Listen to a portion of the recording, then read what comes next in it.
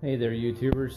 Well, from the looks of it in the comments, I think I have an audience of one, which is Copperhead Metal Detecting. If you're into metal detecting, go check out his channel, good channel. So today we're going to be working on this here shaft and the support at this end. Now, I got to keep room for my brake rotor, which is going to be mounted right here. So I'm going to have to step it over, which will give me a little bit of side-to-side adjustment for when I get the axle and get everything mounted up, and I'll know what to do from that point. So I'm working away here. I made this piece of the bracket, so this is what I'm going to support and work on. And I come across a problem. I can't believe I did this. So when I did some measurements, I had initially planned on having this back to where this edge was welded here. But I wanted a little bit of separation here to give a little bit of support this way instead of having them real close together. Granted, it probably would have worked. This looks better, but I got a problem. I need 4 inches between here and here. That's not 4 inches. It's 4 inches from here to about here. I actually need 3.5. And that would clear the rotor and sprocket. So my plan now is I've cut this piece, is to lay it in, step it up just a little bit so the edge doesn't catch on the bottom, and weld it in there. Gosh dang it. Well, got a problem, gotta fix it. So once I put this in here and get it all welded up, then I can relieve the cuts right in here, just make notches for the rotor, and then over here for the sprocket. Quality planning there. Well, let's get her done. Okay, the band-aid has been welded in. What a dumb mistake. Yes, I had to weld upside down. No, I still can't weld upside down. But I got it tacked in, strip here, tacked in, strip there, strip there, strip there. Got this all welded in. I bent that up to match the tubing there. And then I got up inside here and along the bottom. Now I just got to line up the spots for the rotor. Right here I'll notch it out, plasma cutter, and here I'll have to plan that for these sprockets. What a dumb mistake. Normally don't do that. Alright. Well, there's the cure. I checked the rotor. Fits nice and good in this hole. Can't really see that one because it's on top of the wood. That's a better shot at it. Gotta clean that one up. I cleaned the one on the left, gotta clean the one on the right. See if I gotta take it down a little bit further, but I think on this one here I had about, I'd say a little over a 1/4 inch clearance. This one here, the rotor's about the same size as the brake, or not the brake, the sprocket, so I should have about decent clearance there too. Alright, well, there's my fix. Well, there it is with the sprocket and the rotor in place and those notches. I may have to go down a little bit further to give clearance for the chain, but the rotor definitely has good enough amount of room.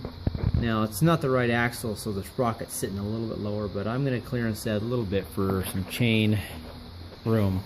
Now all I got to do is build bracing from here down to this in some way, shape, and or form.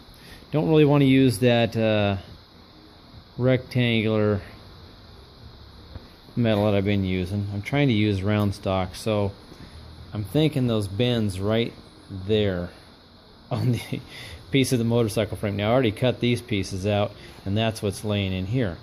So I'm going to cut these, see if I can get them fashioned in there. I decided to go ahead and put the rotor on so I don't put something right straight down through the middle of this and have to change it again. A little better planning this time. Well, let's see what I can do. Okay.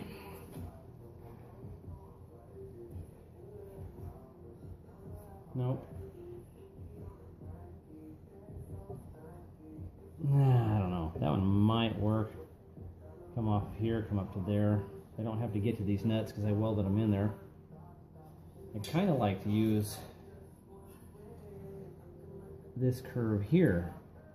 Problem with using that curve there is all of this weld would have to be ground off both sides. I don't think so. I think I'm going to cut these off and use these bends here some way. Just try to do it to where I don't have to grind off too much of this factory welding or any welding. It's a pain to grind off and make smooth again. Well, let's have at it. Try something.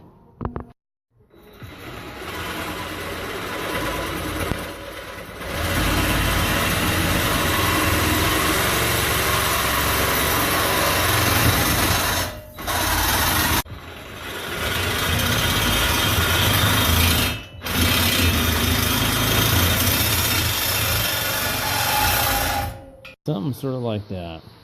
That there's actually double walled. I'll get the bottoms cut to where they sit over this. Looks like I got rotor clearance. Well, sort of. Might have to do something different with this one. Might actually have to smash that and clearance it. The other one will sit in that manner on top of that, notched. I gotta get them ground, shortened, fit properly, and grind all the weld junk from the brackets off the side.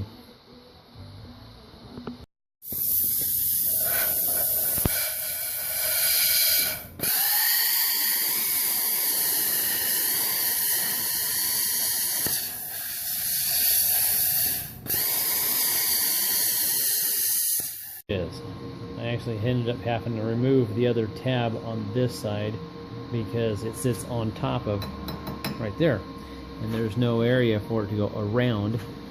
So when it sits in here, it'll sit like this. I'll end up notching this or rounding that, make it a little bit better. And I did give it a little bit of clearance